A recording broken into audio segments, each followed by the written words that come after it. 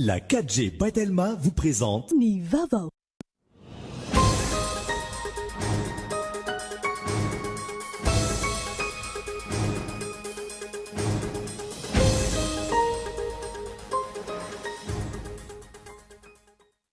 Miena raha hoarina no malina ny fifamezivezena teto Antananarivo sy ny manodidina anatin'izao herinandro faharoa amin'ny fampiarana ny fibohana tanteraka izao. Misy hatrany ankilan'ny endrika tsy fanarahan-dalàna toy ny fivoahana tsy misy anton-dia mazava ka nandraisana fepetra. Fino hipoka amin'izao fotoana ny toeram-pandevenana na ny kavao communaux Toamasina manoloana ny fisiny amena ara-pahasalamana. Anton'izany tsy fahafahan'ireo razana mivoaka ny faritra na hafatesana. Voatery notohizana vonjimaika amin'ny azo arak'izany ny afovoan'ireo fasana ametrahana ny razana vaovao. Andro fisaonana any Israel androany no ny fahafatesan'ireo olona 570 vokatry ny fifanosehana lehibe ny trangany alakamisy lasa teo. Trangana hafatesana olona betsaka indrindra tany an-toerana hatramin'ny Nisina.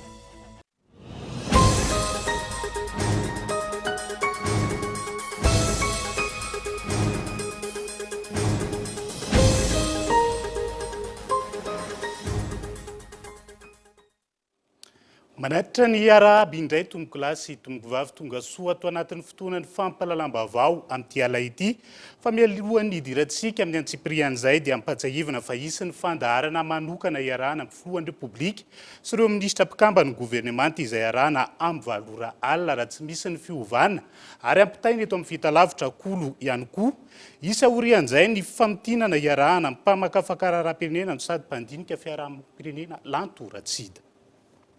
Ny ena raha hoarina no malina fifamezivezena teto Antananarivo sy ny manodidina anatin'izao herinandro faharoa amin'ny fampianan'ny fibohana tanteraka izao. Misy hatrany ankilan'ny endrika tsy fanaran-dalàna toy ny fivoahana tsy misy anton-dia mazava. Mitoetra amin'ny manoloana io ny fanentanana sy ny fandraisana fepetra samihafa. Azo lazaina ho nanginany teto Antananarivo renivohitra anatin'ny herinandro faharoa na ampiarana ny fibohana tanteraka isaky ny farany herinandro. Raha nangadiady ny teny Analakely sy ny manodidina. Ny ena ihany koa ny fifamezivezena tamin'ireo toerana be olona toa Nanozato sy Nosbe nanaovana fanadiadiana. Na izany na tsy izany entitra hatrany ny fisavana ho fampanajana ny fepetra ara-pahasalamana.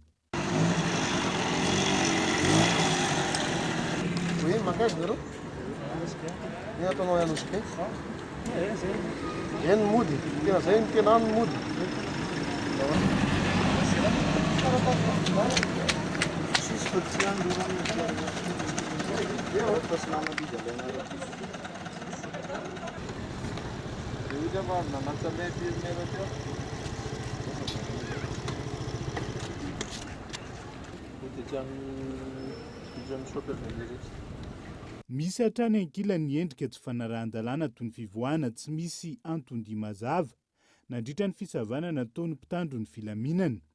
Betsaka ihany koa ny mahafantatra ny fepetra tokony arahan'ny rehetra anatin'ny fampianana ny fibohana tanteraka, saingy manao tandrevaka tsotra izao.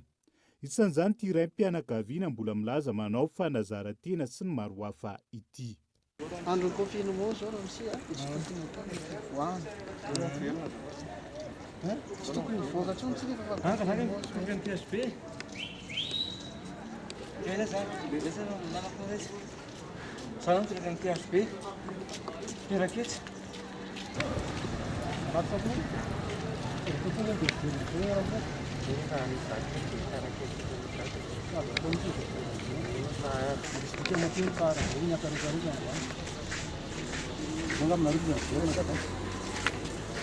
Ankoatran'ny tsy fanarahan-dalàna tsotra izao, maro ny tsy mahafantatra ny tena antony ampiarana ny fibohana tanteraka ny farany herinandro ka manamaivana ny fanajana ny fepetra. Raha ny tarehimarika ankilany ny tanalarina voalohany tamin'ny amaroan'ny tranga vaovao mahakasika ny Covid-19 hatrany, ny faritra Analamanga atao anatin'ny herinandro maro. Andrasana anatin'ny fandaharana manokana momba ny fepetra voraisina mandritra ny 12 andro manaraka avy eo indray arak'izany. Mahakasika ny fanohizana na tsy ny fibohana tanteraka ny farany herinandro sy ny fepetra isan'ny tokony ho raisina ety miady ny Covid-19. Faray tsy ariary farafahakeliny no atokan'ireo tody sy fahasalamana amin'izao fotoana izao anjifaina fanafody. Raha toka tsy maintsy miroso amin'ny fanokanana vola tsy kelikely ahafahana miatrika ny zava-mitrangy ireo manana fahefana amin'izany. Maro ankehitriny no mitaraina fa tsy afaka manokana tedi-bola ho an'ireo fanafody, tokony ho fanefitra sy fitsaboana ny fiainana amin'ny andavanandro no tsy maintsy hatrehina mianta randrianaivo. Eto Akazomanga no mivarotra i Jean-Claude Raim-pianakaviana. Asa tena izany hoe amin'ny alalan'ny fanamboarana sy famarotana kiraro okazion no ivelomany sy hamelomany ankohonany. Amin'izao vaninandro frongatry ny valanaretina Covid-19 izao, mitombo izy ny olana ara-bola. Tsy afaka asiana raha ny fanazavana ny tahiry atokana ho an'ny fanafody fisorohana na fitsaboana valanaretina. Valy mianaka zao zay anay zany vola miditra zao azaina hoe tsy dia misy satria fivelomanay zany ohatr'izao dia matetika zany misy matetika tsisy. Ny anina isan'andro ary mbola lahoana vao mahita sanatria zany marary dia ny zavatra fotsiny zany dia akinina amin'Andriamanitra fotsiny zany sisa n'izay ny zava-dehibe amin'ny fiainana. Zay zao eritrereto hoe isan'andro amin'ny dimy sasany efa tonga eto indraindray zany toa dia tsy malafo mihitsy farivony any. Indraindray malafo hoe 15 000, 20 000, 25 000 farany ambony satria mbola le fitahin'Andriamanitra zany. Dia aroban'Andriamanitra foana zany.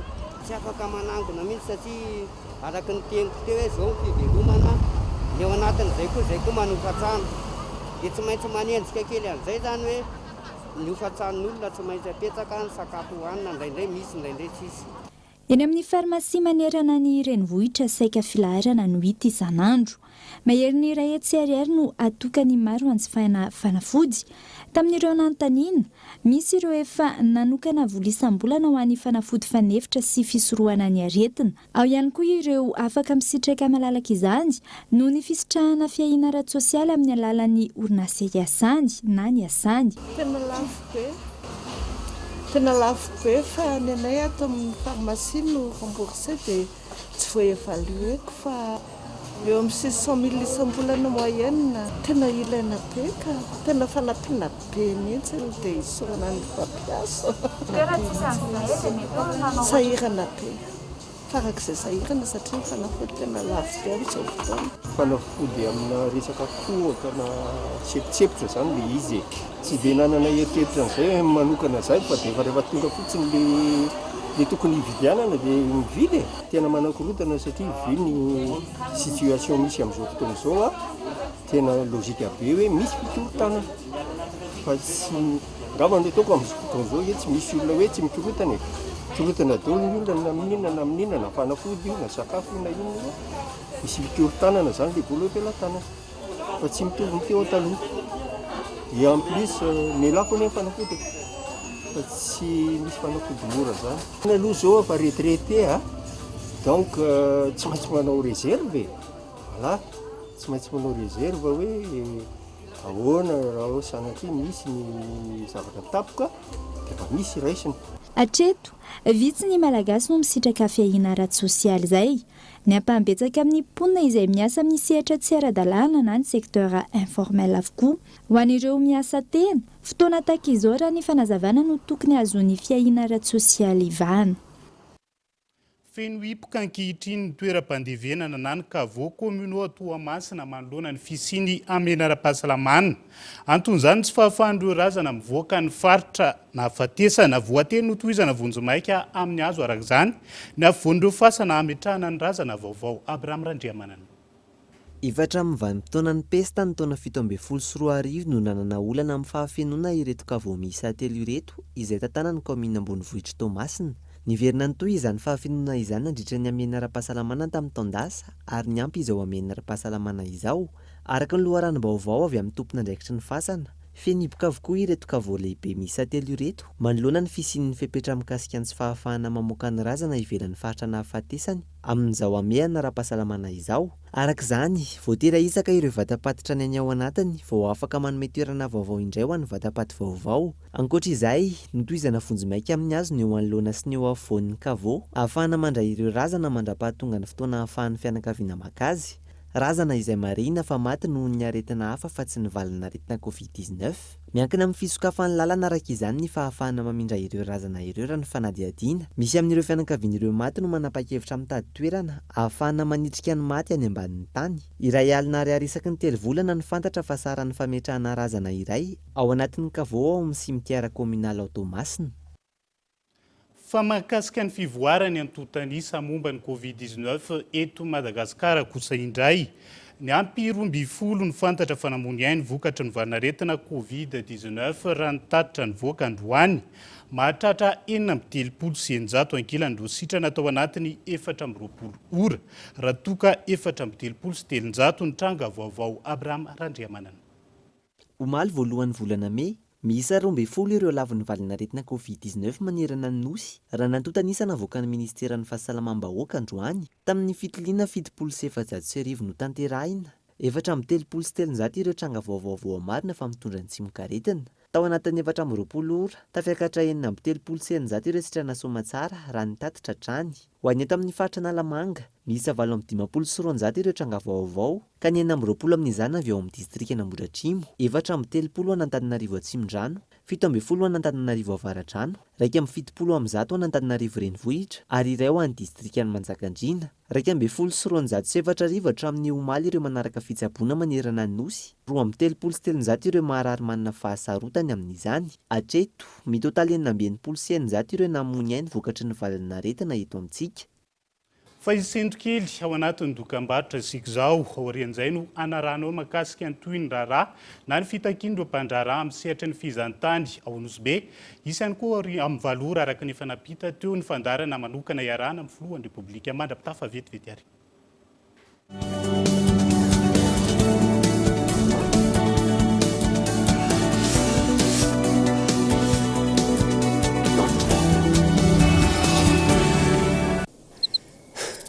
Hitako ny lalana hoe akaiky io courage là to sy verina fa aloha hoe bena lavitra loatra efa maizina ny andro ao lesy bena tragno mazava misy jiro antiako daholy angalesa izy reo mandrosa tia mazava mazava be atao aminareo normal zany fa iaho mampiasa amin'ny balika ao masisa Pomme 600, jiro antona roa, jiro tube roa, ary jiro misy détecteur de mouvement iray. Ary mbola misy fahitalavitra 32 poussage de koa Mbalik, mamiratra no aviko.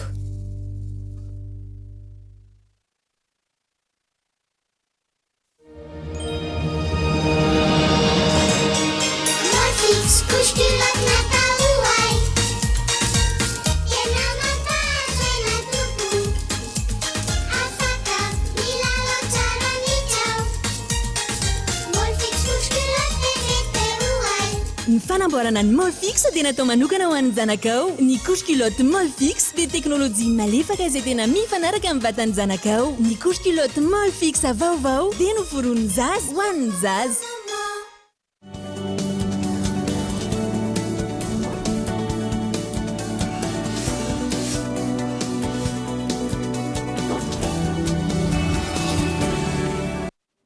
Anohizana ny fampahalalam-baovao amin'ity ala ity, hojerena ny vahaolana ho ampisehatra amin'ny fizahantany ao Nosbe. Io ny tapaka taorian'ny fionana tamin'ny solitenana izy ireo sy ny filoalefitry ny anteny merapirenena. Izay tontosa taorian'ny hetsika omaly, manamafy ny antso ho fanampiana azy ireo avy amin'ny fitondram-panjakana trany, ireo misehatra amin'ny fizahantany mianta Randrianaivo. Taorian'ny hetsika nataon'ireo mpisehatra amin'ny fizahantany tao Nosbe. Nidina tany an-toerana ny filoalefitry ny anteny merapirenena, iraky ny fitondram-panjakana, namory ireo tompon'andraikitra maro, hijerena vahaolana momba izay sehatra izay. Nampananteny ireo voakasika rehetra ny tenany fa hisy ny vahaolana ho aroso azy ireo. Dia nisy moa ny échange izay nataonay teo nagnambara izay miloha ny problème izay misy par rapport amin'le tsy fisian'ny avion eky mandeha eto Nosbe. Faharoa ny zaho koa zegny zay teo hoe ka ny hoe banky satria misy marobe ny vahoaka eto Nosbe zay nagnano prêt amin'ny banky nefa par rapport amin'le crise zegny ahoana ny fomba andoavana nefa la banque zany mbola tsy magneky fa alohanareo tsy maintsy magnefa le prêt zay nataonareo. eo koa ny impôt jiaby zegny tsy maintsy nigerena ny zahagna vaolagna niaraka tamin'ny ekipe. Nizotra ampilaminana tamin'ny ankabeny ny fionan'ny rotota na mafisin'ireo mpisehatra amin'ny fizahantany ankila ny mahazava-dehibe ny fanohanana azy ireo. Eto ma zay mbola miandrandra anao Andriamatoa Filoha mbola mangataka zay amin'ny zavatra hady ity izy ity ny olo jiaby ntsika jiaby ka mbola magnantegna ny fiarahana zegny fagnotagnana maro samihafa satria tsika mbola agnatin'ny hady atsika io ary agnatin'ny fepetra zay omezanao zay makasiky ny zavatra vaovao za matsendriky ivolagna raha maro eto fa dia miambigny anao zay Andriamatoa Filoha agnamia zegny vaovao tsara amin'ny OCB zegny.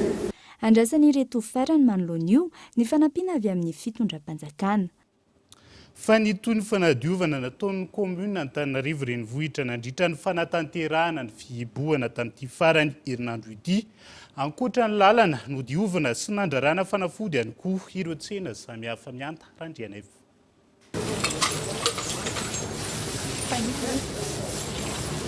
Toerana maro no nanatanterahany teo anivon'ny commune Antananarivo renivohitra fanadiovana nandritra ny 2 andro nanatanterahana ny fihibohana teto Andrenivohitra. Ankoatra ny fanadiovana amin'ny ankabeny, nisy ihany koa ny fandrarana fanafody ny tsena. Hitantsika ihany koa reny toerana ataontsika hoe abribus izay lalovan'ny mponina izay mandray bus. Ny fahatelo farany dia ny tsena lehibe rehetra eto amin'ny tanàna tsy mampiavaka azy aloha zany dia tsotra be. Namafisana bebe kokoa zany ny olona ny asa satria na zany na tsy zany raha antsika malala zany fa maromaro mipiasa eto anivon'ny tanàna Antananarivo izay tsy maintsy mitandro ihany koa tsika zany ny fahasalaman'ireo mpiara-miasa ireo dia nalamina ny fandaminana zany amin'izao fotoan'izao dia natao nisinisy ihany koa nefa na zany ara ny mpiara-miasa miasa fa tsy maintsy misy ihany koa ireo miala sasatra ao anatin'izany. Tao anatin'ny fanajana ny fepetra ara-pahasalamana no nanatanterahana ny asa, nisy ny olon-tsotra nanatotosa izany ihany koa.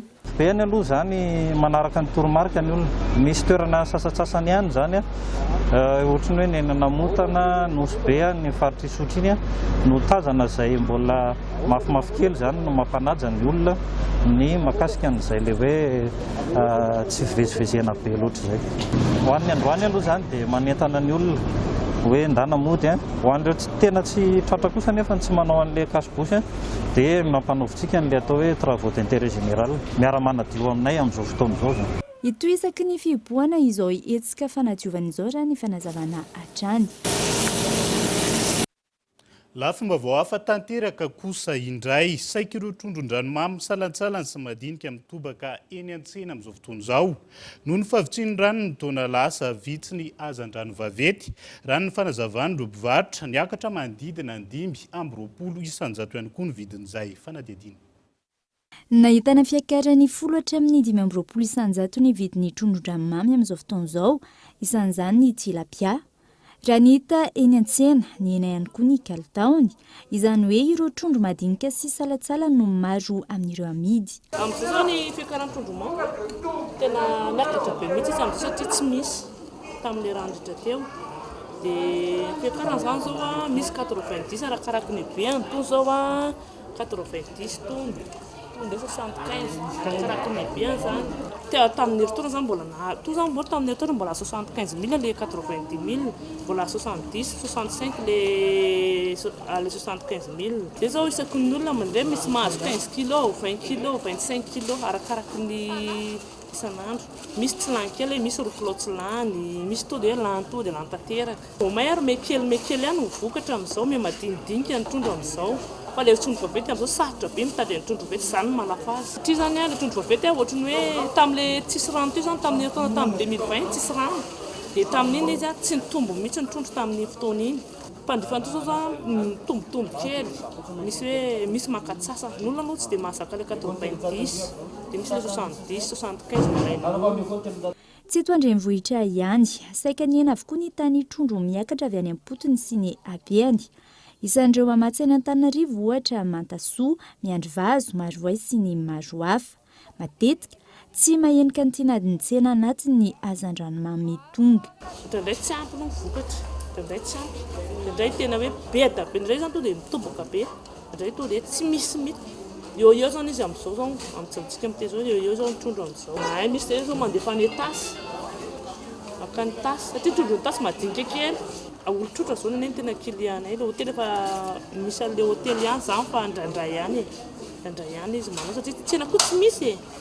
Tsy ahivina, larana faharoa amin'ny trondro be mpitady indrindra maneran-tany aorian'ny karpa ny tilapia, raha ny antontanisa teo anivon'ny ministeran'ny Jono ambany tany fihinanana trondro ho any eto afovoantany ny taona 2024 ohatra, mandina ny 2 kilao isan-taona isan'olona ny fihinanana trondro ho any renivohitra samihafa, ohatra amin'izany ao Ambatondrazaka. Ambony kosa izany any amin'ny faritra ny ao Majanga ohatra, mandina ny 17 kilao isan-taona ny trondro hoan'ny olona iray. Dia izay koa no entina miampita amin'ny maresaka iraisan'ny pirenena.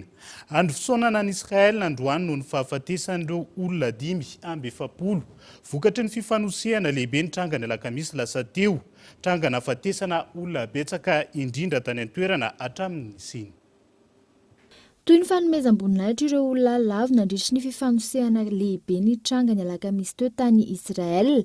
Ny ankamaroan'ireo olona 5 lavo tamin'izany no jiosy. Raha tsy ivina ny alakamisy alina manarivony izy ireo no nivory tao Montmeron no ny fety Lag Baomé. Olona 2 alina no nahazo alalana ivory toa ka nihoatra ny 3 alina izy ireo. Vokatr'izay, andro fisaonana androany alahady any Israel entina manome voninahitra ireo olona lavo ireo. Raha toa ka herintaona talohan'izay talohan'ny fisian'ny valanaretina Covid-19, olona 5 alina sy 3 hetsy no nokasiana ivory amin'io fety io. Hatreto, isan'ireo firenena efa manomboka miverina amin'ny fiainana andavanandro tsikelikely Israel. Ireto farany izay efa navita hatramin'ny 20 isan-jato ny fanaovam-bakisiny ny mponina ao aminy. Eo amin'izay maresaka iraisan'ny pirenena izay hatrany mitoy ny fanaovam-bakisiny entina misoroka ny Covid-19 any Frantsa. Ireo olona nahazo taona sy manana aretina mitaizana ny antsoina hoe arisika noho ny sitraka izany nanomboka omaly. Efatra tapitrisa ireo Frantsay sokajiana ho arisika, isan'izany ireo olona manana lanja mihoatra ary mihoatra ny 20 taona. Ireto farany izay isan'ny misedra ny fiatrehan'ny Covid-19 izay betsaka any Frantsa, tanjona ny antoerana ny fanaovam-bakisiny ireo karazana olona rehetra amin'ny taona rehetra. Tsy misy intsony arak'izany ny fitakiana ny sertifika medikal entina manambarina ny aretina mitaizan'ny olona iray manam-pandriana ho atao vakisiny. Mitoy ny 12 Mei izao ny fanaovam-bakisiny any Frantsa, ireo olona 50 taona no mihoatra no hisitraka izany. Tapitreto ny fampahalalam-baovao azadimy fa isan'ny fandarana manokana iarahana amin'ny filohan'ny Repoblika avy eo.